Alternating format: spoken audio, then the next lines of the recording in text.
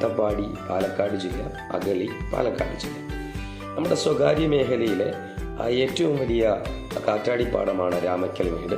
2008 April 27 Ramakkalmedu നമ്മുടെ രാഷ്ട്രത്തിന് സമർപ്പിച്ചത്. വെസ്റ്റേൺ വിൻഡ് ടെക്നോളജി ഇന്ത്യ ലിമിറ്റഡിന്റെ കീഴിൽ പ്രവർത്തിക്കുന്ന കാറ്റാടിപ്പാടമാണ് രാമക്കൽമേട്. പാരിസ്ഥിതിക സൗഹൃദ ഊർജ ഉൽപാദനം ലക്ഷ്യമാക്കി കടലിൽ വൻ കാറ്റാടിപ്പാടങ്ങൾ സ്ഥാപിക്കാൻ ഒരുങ്ങുന്ന രാജ്യമാണ് ഓസ്ട്രേലിയ. ഇതിനുവേണ്ടി നിർമ്മിച്ചിരിക്കുന്ന പുതിയ പദ്ധതിയുടെ പേരാണ് സ്റ്റാർ ഓഫ് ദി സൗത്ത്. ഇത് ഓസ്ട്രേലിയയിലെ വിക്ടോറിയയിലാണ് ഇത് സ്ഥാപിക്കാൻ ഒരുങ്ങുന്നത്.